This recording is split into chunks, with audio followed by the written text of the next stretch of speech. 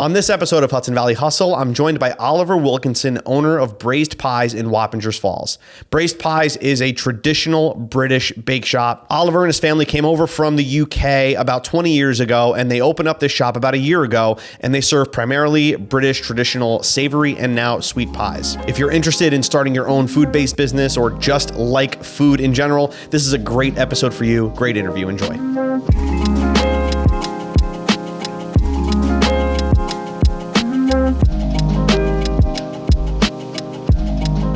Is Braised Pies like a traditional British pie shop? Like, what would you call it?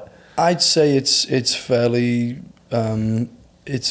traditional. We take certain recipes and we'll put a little bit of a spin on it versus just going completely authentic. Just because I think it could be a little bit polarizing. But most of it is very, very, very similar, very authentic to British food, and that's what we're going for, really. Does it like taste like home for you? Does it bring you back? Oh yeah, massively. It's I'd say it's really the closest thing you can find to British food, and for me it's home.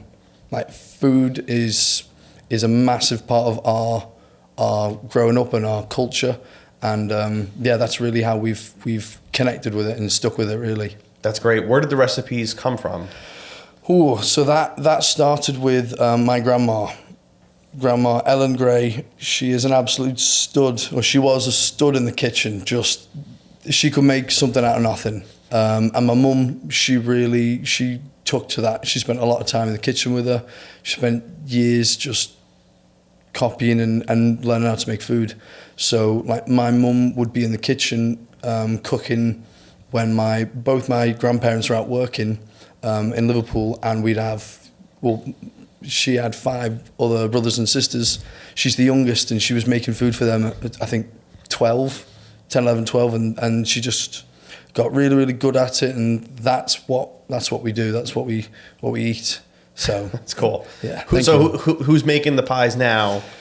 So my mum's got the recipes. She knows what she's doing, and we're all learning it. And it's really my sisters and my mum and the boys of the family. We are there just to help get the job done, if that makes any sense. Okay. So this is a family business through and through, right? Oh yeah, I've now got people coming in and helping us, but I'd say for the most part, like, it's very much my family is making this, and there's bits that we need help on, and that's pretty much our core. We like to keep it like that. That's great. What's some of your favorite pies to make and or eat? So, because I've never experienced traditional like British pie, and I'm very interested to. Oh yeah. I'd say our best would probably be a cottage pie. It's really, so in this country you lot enjoy a shepherd's pie, right? But in England, a shepherd's pie is made with lamb. So he called it earlier today. Yeah. But so the way we make it is a shepherd's pie with lamb, and then we do a cottage pie, which is that's with beef. That's how it would normally come. But same thing with like the peas and the potato on top. It's a similar thing, just a different. It's similar, but for instance, with the shepherd's pie, there's a rosemary that goes in it. It's a deeper flavor. I would say it's very different. Interesting. But once again, a shepherd's pie here is it's really just a cottage pie. But our shepherd's pie is very. It can be a bit polarizing, just the intensity. It's got a really nice deep flavor, which I really like. That's nice. Yeah, I'm a fan. So I know you're a football guy. Oh, and for people that are listening, the real football, not the American football, the real football. So there was a show I used to watch. It was Men in Blazers. Ah, right. Okay. Right? Yep. Are you familiar with those guys? That's not Robbie Earl. No, that's the Two Robbie show. That's Two Robbies. It was, oh my God. The names are totally escaping me, but they would always, there was always a segment where they would have like, is it a mince meat pie? Oh, a mince meat pie. That they would always eat that while trying to deliver some kind of line or something like that. Yeah. What kind of pie is that? Because that's the one that I was always like, I wonder what that is. I wonder what that tastes like. So that is, that pie is, it's a little handheld Generally, you'd have one of them at Christmas time. Oh, okay. But could they've also had a pasty? Because that's something. Maybe. So there's a Cornish pasty, and we've also got a coronation chicken. They're these little pockets of puff pastry. Gotcha. But the mince meat pie is it's more of a sweet, really. Oh, really? It's a sweet.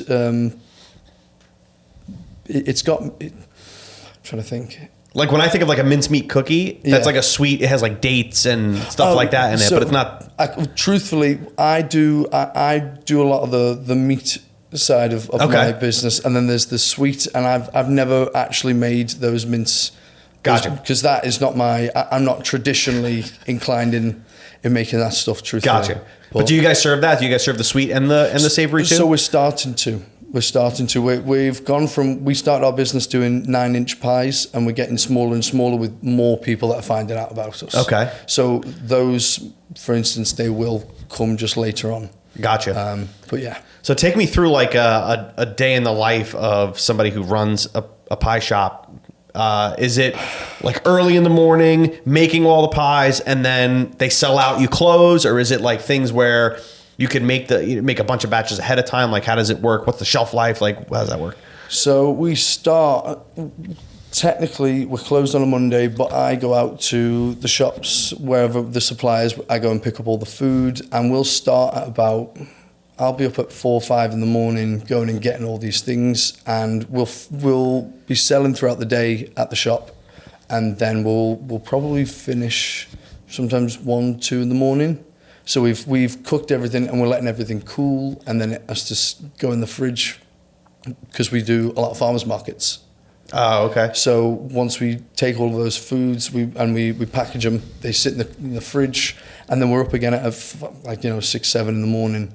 So it's a very long day. Everything is cooked really slowly, and until everything's really, really tender and moist. Nice. So it's a long process. There's a lot of we're chopping all the meats, chopping all the vegetables, and they go in these great big slow cookers, and they're either in an oven or we have this machine that we bake everything in, and then it comes out, cools, put everything in the pie tins, and then we're also rolling out our dough, our pastry.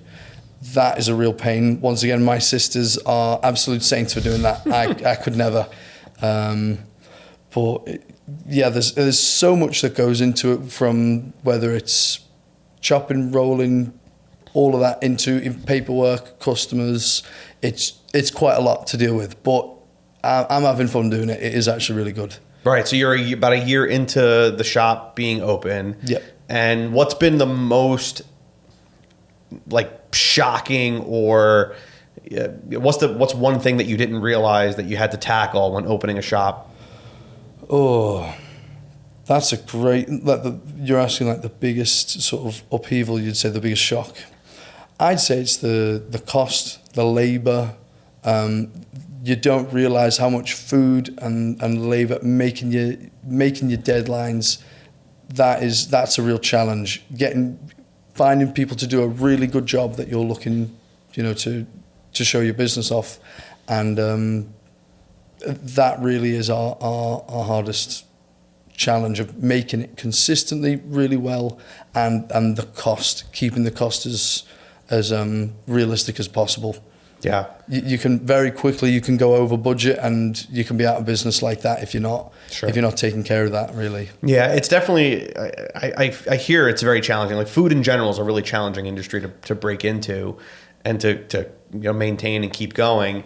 And I think what happens a lot of time, and I don't know, tell me if this has kind of happened to you or anybody in your family, but a lot of times when it's the family recipes and you love doing it, you love making the pies at home, and you make this for your family and for your friends, and then it turns into a business and you realize, oh my God, there's all these things. It's not just about making pies. It's not just about making family for your dinner. It's about making food for sometimes 3,000 people a weekend. And you're like, oh my God, like how on earth am I putting the same effort that would go in at home? And we have to. That's what we want to give to people. That's what we do. So it's a challenge, but we make it work. Mm-hmm. it comes with its ups and downs. I'm not sitting here a multi-millionaire, but we are slowly growing this really great community of people that are acknowledging what we do.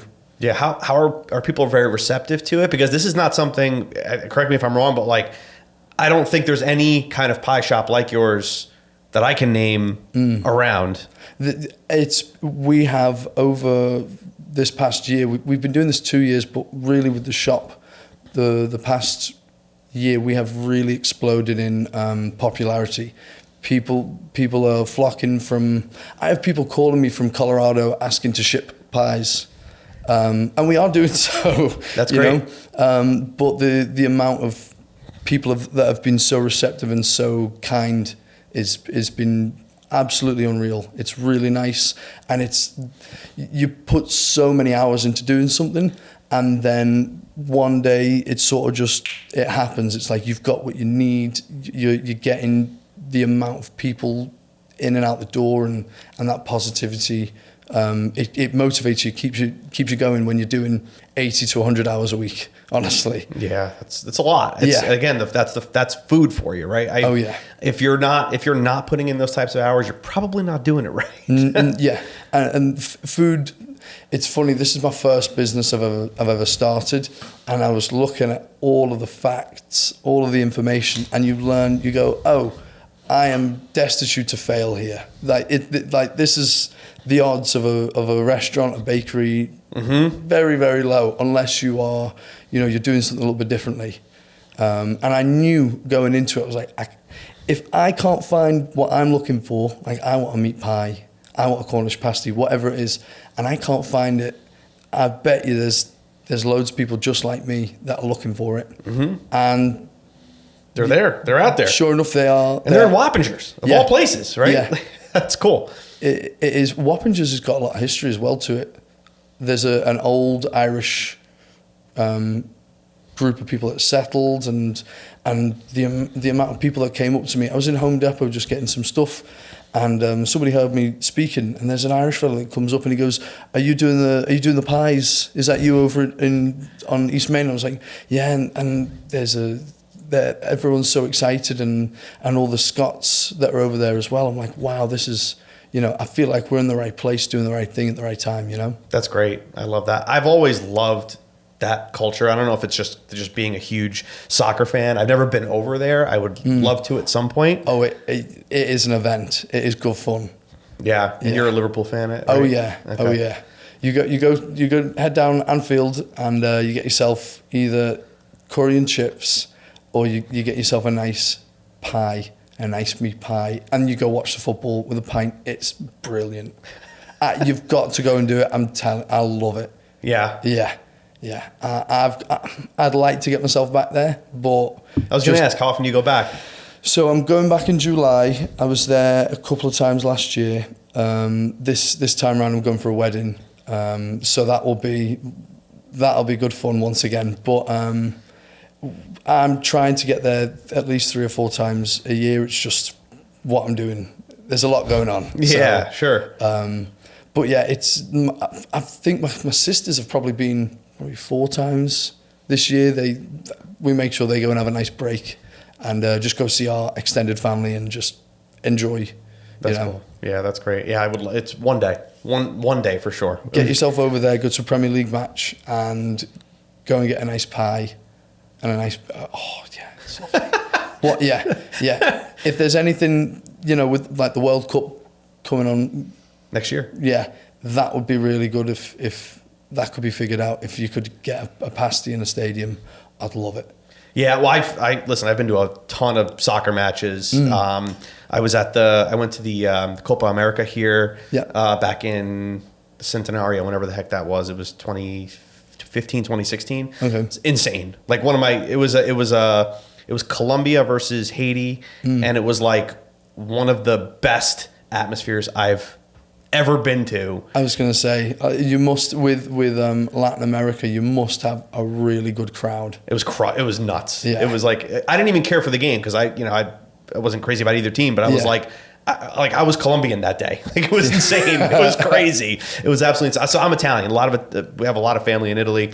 So soccer's always been kind of like part of our, just, you know, it was always on. It was right? always, yeah, it's like the news is on in the background somewhere. Yeah, and I never really took to it until becoming an adult. Yeah. But yeah, I just love that, like that atmosphere, that feel, like just, it's such an exciting game. Like, you can't take your eyes off of it for 45, 50 minutes. No, I'm locked in. I'm zoned in when I'm watching the football. Yeah. It's very emotional for me. I get quite upset if they're not doing what I think they should be doing. Yeah. Well, we're recording this after, the day after Liverpool beat Man City. Yeah. So that's probably why you're so happy today. Yeah, we've had keep on keeping on. We'll be all right. Are you a City supporter?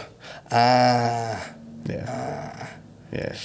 You've had a decent time. I can't complain too much. It's been a pretty good few years. Yeah. It's hard to complain. No. So I think you'll be all right. I think it'll take 1 or 2 seasons to sort of revamp you, but you'll be fine. Yeah, no, I think so. I'm not worried about it. But at any rate, yeah. So that, like, just that whole like the food, the atmosphere, the beer. Yep. I would love to experience all that. So is your shop like a little taste of that? Is that kind of what you experience when you're having that? Oh yeah, I would say we are the place that you'd walk into before you go to the football match.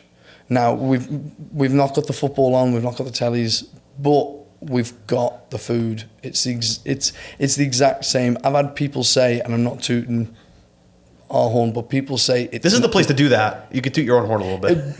We're a very humble people. But some people have come in and said, well, it is nicer than when I've been to such and such in England. I'm like, that's a massive compliment, because the ingredients are different, and the way things are done are a little bit different here. So that is one of the highest compliments. But yeah, it's very similar to what you do back in Britain. It's an experience. If you don't want to fly, you don't like flying, you don't want to spend the money going, if you come to us, you'll get the same sort of feel, really. That's great. And the same flavor, right? Yeah. I just like that it's like truly authentic. The recipes have been passed down. Oh yeah. And really haven't deviated too much from that, which is great. I'd say that they're very similar.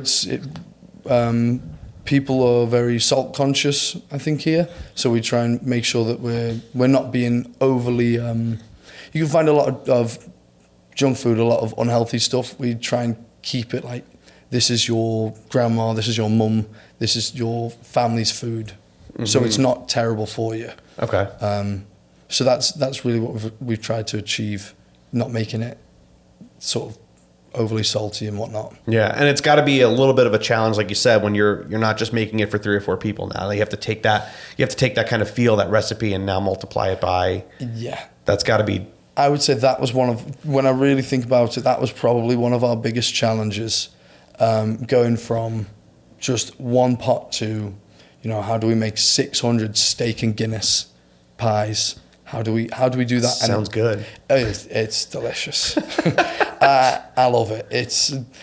You've got to do what you enjoy, and I love that food.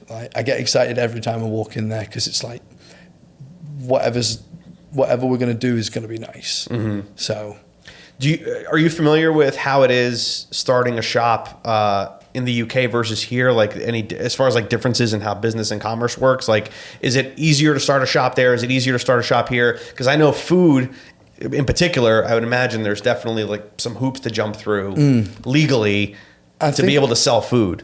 I think there's a lot more. You've got to do in Britain in order to be a little bit more qualified. But I think in terms of food, you could fairly easily set up a food truck. Whereas here, I don't know. That's a really good question. I'm not sure on that. But what I do know is we spent months going through all the bureaucracy here. It wasn't just, here's some paperwork, you're good to go.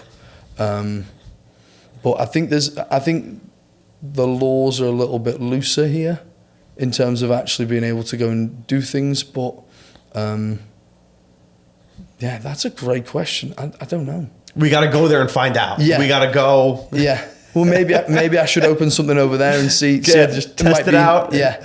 Yeah, that's funny. I just wonder about that because I know it's anytime you're trying to sell food, whether it's packaged or served, there has to be a bunch of bureaucracy that I'm personally not a huge fan of. But it's public health, I guess, to a certain extent. But you want to make sure that we're not feeding anybody anything bad. So I appreciate that. I can appreciate that. Keeping the public safe. I totally get that. Yeah. But some of it could probably be unnecessary. But that's great. I mean, it's cool to have something like that right there. Yeah, it makes it. So growing up, we would drive 2 hours and go and find something similar, and we would just be like, "What is this? This is a bit disappointing. This isn't a real pie. It's not a real pasty. It's frozen, whatever it was." So it's nice that it's here, and I'm hoping we can. I don't know if I really want to open loads of locations, but I'd like to at least ship it. Okay, that's our intention. If we can ship these items and we can keep it in a controlled way, the people that really want it, they can have it, they can get it. But once again, just want to sort of keep it as good quality as possible. Yeah. How are you guys getting the word out that you guys exist? I mean, obviously, just existing is possible, but how are you letting the world know that this is a very unique type of shop that exists? So at the minute, we are going to farmers markets and we're doing small events. We're at the Mayfest, the walkway over the Hudson. Okay. So we'll go do that, and there's thousands of people that show up.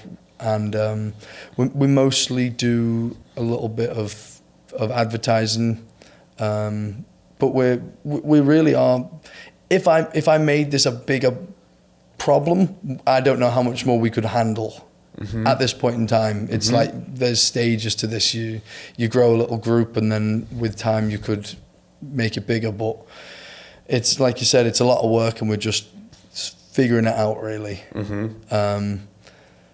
But we're really just a little bit of Instagram, a little bit of Facebook, and coming on podcasts and doing a little radio talk show every so often. That's nice. Pretty much it. That's great. That's good. And you got to that point just by doing that kind of stuff. That's awesome.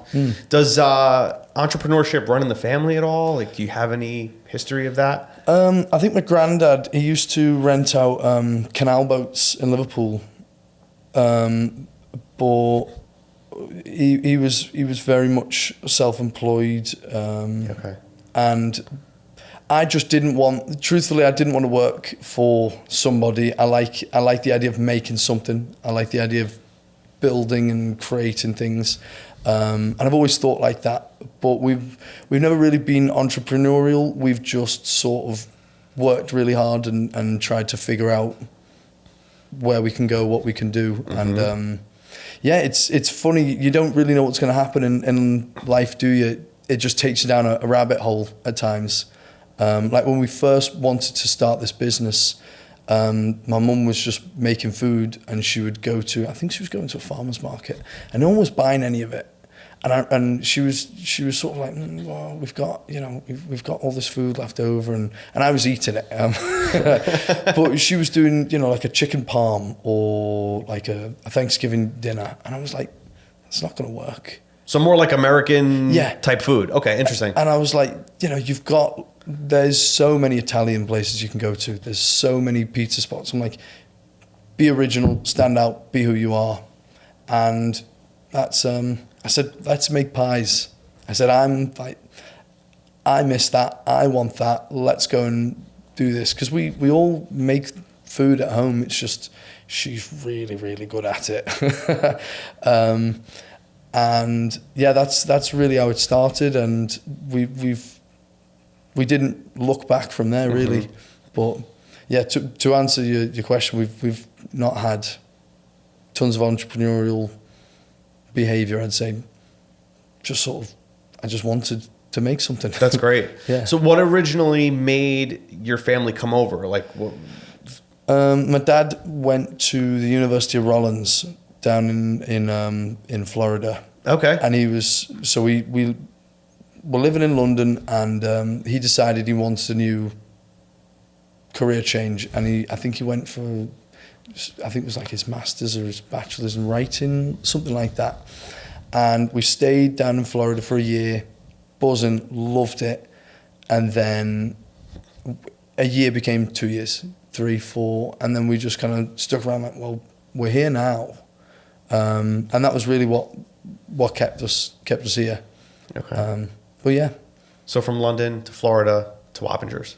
So or was there somewhere in between that? So we were in Orlando, and then I think we were there for 6, 7 years. I'm sorry, we were in Orlando for a year. We moved to West Palm for 6 or 7 years, and then we moved up to Wilton, Connecticut. Oh, okay. So we were there from I think 2008 till 16, and then we moved up to my family's in LaGrangeville. Okay. So it was, you know, we've moved around and we've seen and tried lots of different things. But yeah, I've enjoyed moving around and seeing the cultures and seeing the country. Really, it's good. I like it. Mm-hmm. But what it did make me miss was home and food, because we'd still go back, and I was like, it's never really what I was looking for, you know. Mm-hmm. But yeah, that's how we landed in Wappingers. That's cool. Mm. That's great. It's cool. So you're cultured. Yeah. You've had your taste of quite a few different things, and but yeah, it's that like wanting to feel like home and still have that kind of connection to where you're from, and you're able to do that for a living, and it's awesome. Who doesn't want that? Yeah, and it's really nice because every day we get to see English, Irish, Scottish, Australians walking in, and we're just having a nice chat with them about where they're from, what they do, why they came. It's like you get to see your people, and you get to also show and share with other open-minded or like-minded people as well, which is really, that's really nice. It's just a great community that we get to create and be a part of, really. Yeah. Have you gotten a lot of people that probably wouldn't have tried what you guys offer coming in and becoming regulars? Oh yeah. I wouldn't just say it's just English people either. Right. I'd say now, if anything, it's an overwhelming a majority of Americans and other people that just live here, and it's nice. Because it is different. You can't go down. You said you had to go drive 2 hours to get something similar to what you guys were somewhere in New Jersey, and it wasn't even the same. It wasn't even. It wasn't exactly what we were looking for. Truthfully, we would go out to eat, and as a family, I'm one of 6 siblings, and there's 8 of us sat around a dinner table, so it's not cheap. Mm-hmm. So when we would go out, it's not what we expected something different because what we're used to eating, and it just wasn't. So it just wasn't that. Yeah, that's cool. Yeah, it feels like, it sounds like it's like cozy, like it's cozy food, comfort food. Mm-hmm. That kind of, is that basically what it is? It's warm, sticks to your ribs, like that kind of like really. I would say it's a really warm, deep flavor, and it's just comfortable. It's nice. You're enjoying yourself. I wouldn't say eat it every day. Yeah, sure. But like it's a nice treat to go and enjoy. That's great. So sweet or savory. Yeah. That's cool. We've really started to develop the sweet side of things as well, just because we've not really touched on it, and the feedback has been really nice. It's been really good to hear, and we're just building that as well. Is that similar recipes from overseas, or is that more Americanized? Or that one's a hybrid. Okay. So we do like a Bakewell tart, which has got a raspberry. It's like a raspberry jam in there with almonds. Yeah, I'll take one. That's fine. That's good. All right. Yeah. What else? What else you got? There's a sticky toffee pudding. So it's just this nice. I'm just looking at Tom over there. He's like, yeah, it's nice. Okay. It's but basically a nice cake and a nice layer of toffee on top of this nice thick piece of it's like a loaf cake essentially. All right. It's and you put the other thing we put on there as well is a bit of custard. Have you ever had custard? I don't think so. Oh my God! I'll take a tub of custard, heat it up, and I love it. But you put it on a bit of like a sweet piece of bread, basically. we'll do these things. This isn't British, but a Nutella swirl. We'll just take puff pastry, Nutella, and you had me at Nutella swirl. Yeah, you had me at Nutella. You'll have to come. I promise we'll do you a nice big spread of all of it, and you'll be sat there just. Yeah, but I'm not going to be able to look like you after I'm done eating it. So how are you? So what's the secret? Because I do a lot of things. I go to the gym. I play football still, but like I eat this food, and I'm not sitting here massive. Once again, it's not. We're not putting a load of junk in it, so it's. You can eat it and still be look all right looking. You know what I mean? That's good. No, that's fine. That's fine. That's cool. Yeah, no, we gotta try it. And we're on that side of the river a lot, so like I usually pass you maybe at least once a month now. So now it's like a regular place to stop by for sure. But yeah, no, it sounds delicious. Everything sounds freaking fantastic. Thank you. So congrats on all the success so far, and hope you guys go to the moon on this. It's awesome. Yeah, appreciate it. So just give everybody an idea. Where can they try your food? Where's the bakery? Give us the socials, the website, all that. Give us the rundown. So we are located in Wappingers Falls. We're at 2665 East Main Street. Our phone number is 845-253-370. Oh my God, no, I've messed that up. We'll find it. Yeah, 845-253-3580. Gotcha. Our Instagram is at Braised Pies, Facebook Braised Pies, and our website is www.braisedpies.com. Great. And are you able to order online, or is it call in? Or the best way would be to call us. Okay. We're beginning our online orders and online shipping within the next couple of weeks. That's our plan. But if you're looking for any and all information, either you can send us an email, braisedpies@gmail.com, or you can call us, and we do catering, we do events, we do the whole spread, really. All right, sweet. You'll never eat alone. No. Sorry, is that a good one? That's all right. Yeah, that's a good idea, that. Yeah. I'm just saying. Yeah, it could be I'm t-shirt. a slogan guy. I'm a slogan guy, so no, that's you're funny. a Liverpool guy, so I don't know. It's not a bad idea. You never eat alone. That's all right. It's not bad. The ones that follow football will get it. The ones that don't, sorry. Yeah. But anyway, hey, thanks so much for coming on. This was really fun. I cannot wait to try all of that. Oh, yeah. And yeah, we'll definitely see you soon. Thanks, man. Appreciate you having me.